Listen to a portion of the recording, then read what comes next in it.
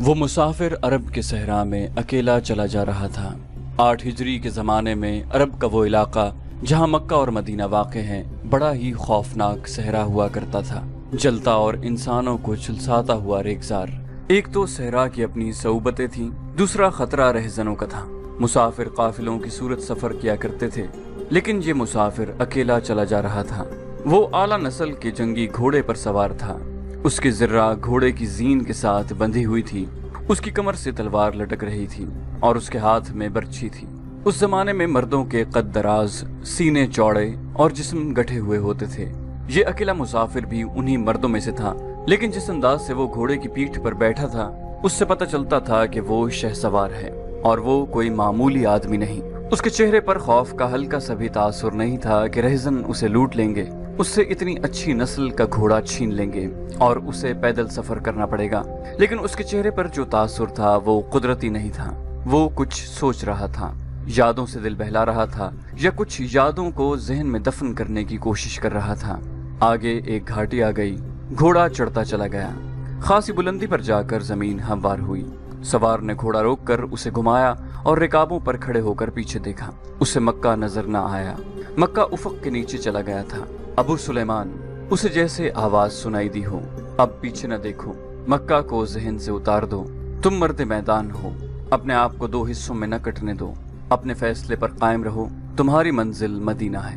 اس نے مکہ کی سمت سے نگاہیں ہٹا لیں، گھوڑے کا رخ مدینہ کی طرف کیا اور باغ کو ہلکا سا جھٹکا دیا۔ گھوڑا اپنے سوار کے اشارے سمجھتا تھا، نپی تلی چال چل پڑا۔ سوار کی عمر 43 برس تھی، لیکن وہ اپنی عمر سے جوان لگتا تھا۔ سلیمان اس کے بیٹے کا نام تھا، اس کے باپ کا نام الولید تھا۔ اسے ابو سلیمان کہلانا زیادہ پسند تھا۔ اسے معلوم نہ تھا کہ تاریخ اسے خالد بن ولید کے نام سے یاد رکھے گی۔ یہ نام اسلام کی عسکری روایات اور جذبے کا دوسرا نام بن جائے گا۔ مگر 43 برس کی عمر میں جب خالد مدینے کی طرف جا رہا تھا اس وقت وہ مسلمان نہیں تھا۔ چھوٹی چھوٹی جھڑپوں کے علاوہ وہ مسلمانوں کے خلاف 2 بڑی جنگیں، جنگ احد اور جنگ خندق لڑ چکا تھا۔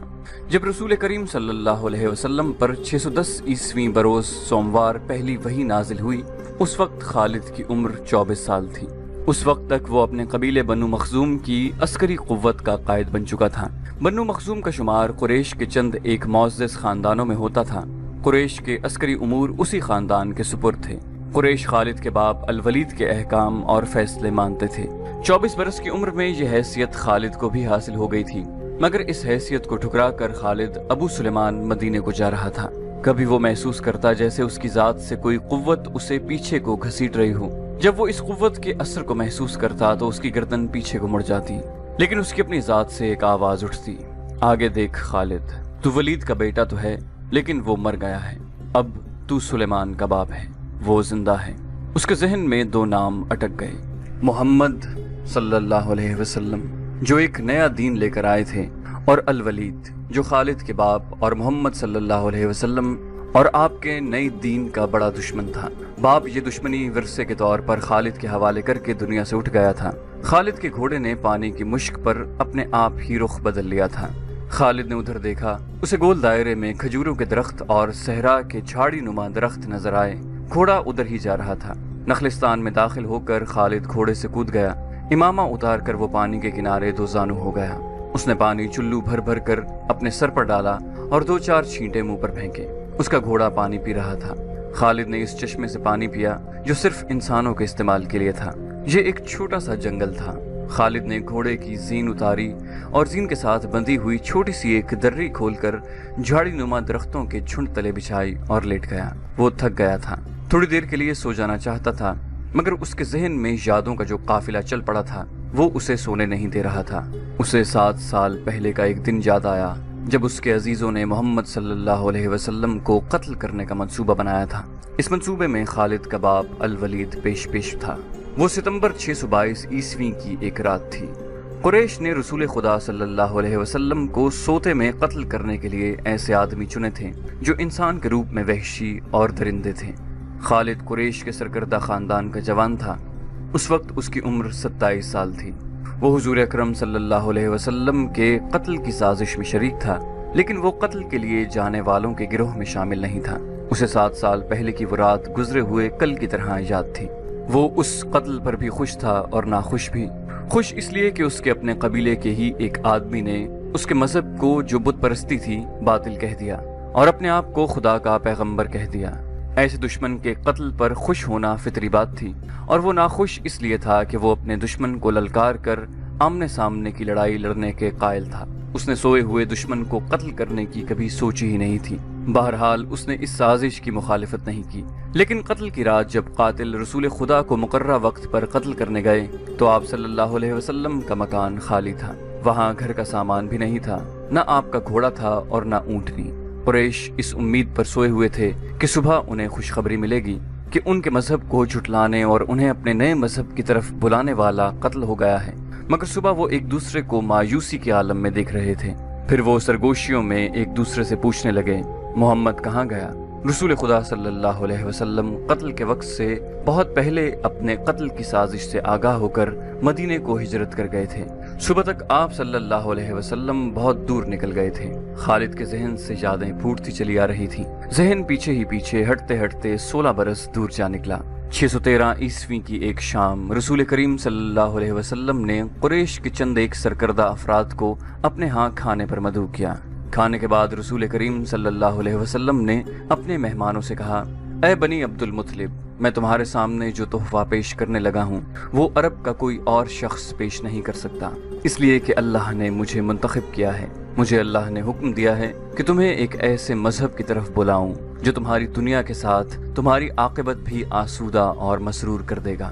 اس طرح رسول خدا نے پہلی وحی کے نزول کے 3 سال بعد اپنے قریبی عزیزوں کو اسلام قبول کرنے کی دعوت دی۔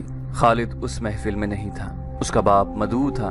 اس نے خالد کو مذاق اڑانے کے انداز میں بتایا تھا کہ عبد المطلب کے پوتے محمد صلی اللہ علیہ وسلم نے کہا ہے کہ وہ اللہ کا بھیجا ہوا نبی ہے۔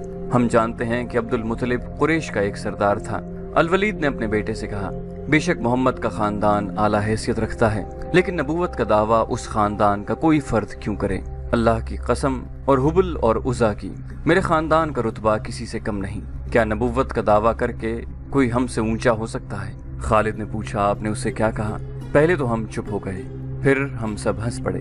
الولید نے کہا، لیکن محمد کے چچا زاد بھائی علی نے محمد کی نبوت کو قبول کر لیا ہے۔ خالد اپنے باپ کی طنزیہ ہنسی کو بھولا نہیں تھا۔ خالد کو 629 عیسوی کے ایک روز مکہ اور مدینہ کے راستے میں ایک نخلستان میں لیٹے ہوئے وہ وقت یاد آ رہا تھا۔ رسول اللہ صلی اللہ علیہ وسلم جن کی نبوت کو قریش کے سردار قبول نہیں کر رہے تھے، اس نبوت کو لوگ قبول کرتے چلے جا رہے تھے۔ ان میں اکثریت نوجوانوں کی تھی، بعض مفلس لوگوں نے بھی اسلام قبول کر لیا۔ اس سے نبی کریم صلی اللہ علیہ وسلم کے حوصلے میں جان آ گئی اور آپ صلی اللہ علیہ وسلم نے اسلام کی تبلیغ تیز کر دی۔ آپ بت پرستی کے خلاف تھے۔ مسلمان ان 360 بتوں کے خلاف تھے جو کعبہ کے اندر اور باہر رکھے ہوئے تھے۔